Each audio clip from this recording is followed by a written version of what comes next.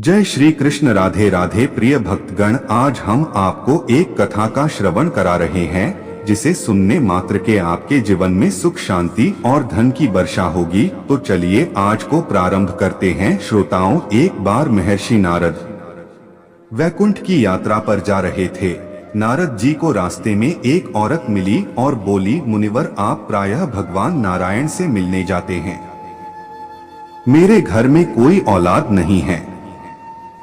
आप प्रभु से पूछना मेरे घर औलाद कब होगी। नारद जी ने कहा, ठीक है, पूछ लूंगा। इतना कहकर नारद जी नारायण नारायण कहते हुए यात्रा पर चल पड़े।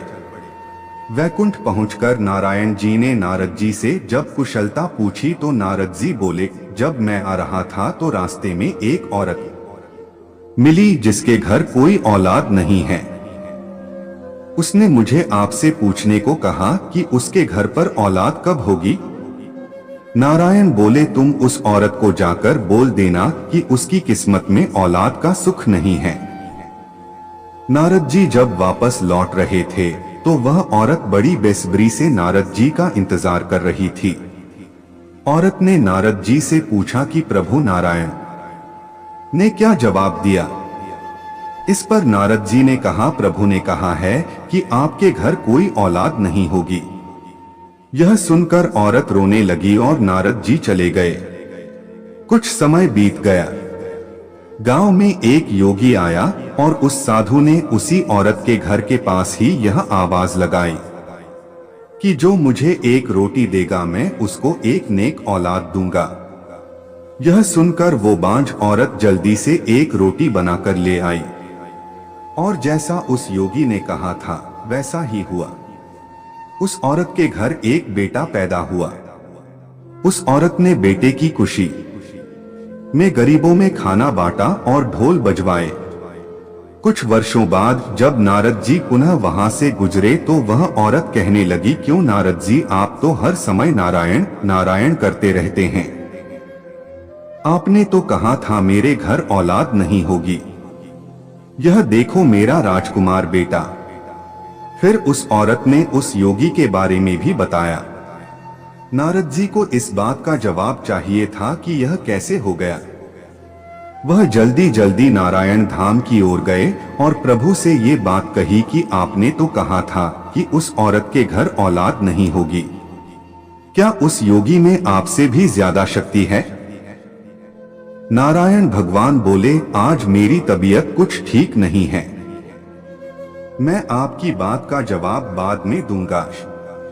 पहले आप मेरे औषधि औषधि का इंतजाम कीजिए।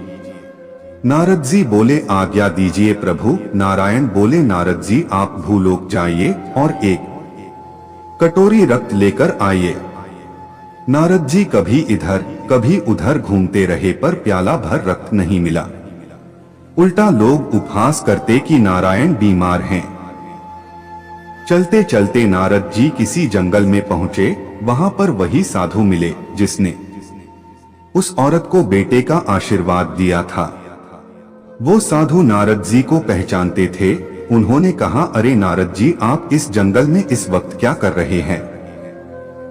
इस पर नारद जी ने जवाब दिया, मुझे प्रभु ने किसी इंसान का रक्त लाने को कहा है। यह सुनकर साधु खड़े हो गए और बोले कि प्रभु ने किसी इंसान का रक्त मांगा है। उसने कहा, आपके पास कोई छुरी या चाकू है। नारद जी ने कहा कि वह तो मैं हाथ में लेकर घूम रहा हूं। उस साधु ने अपने शरीर से एक प्याला रक्त दे दिया। नारद जी वह रक्त लेकर नारायण जी के पास पहुंचे और कहा, आपके लिए मैं औषधि ले आया हूं। नारायण ने कहा, यही आपके सवाल का जवाब भी है।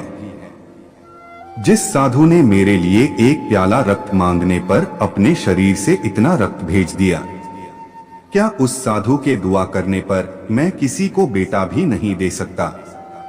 उस बांझ औरत के लिए दुआ आप भी तो कर सकते थे, पर आपने ऐसा नहीं किया।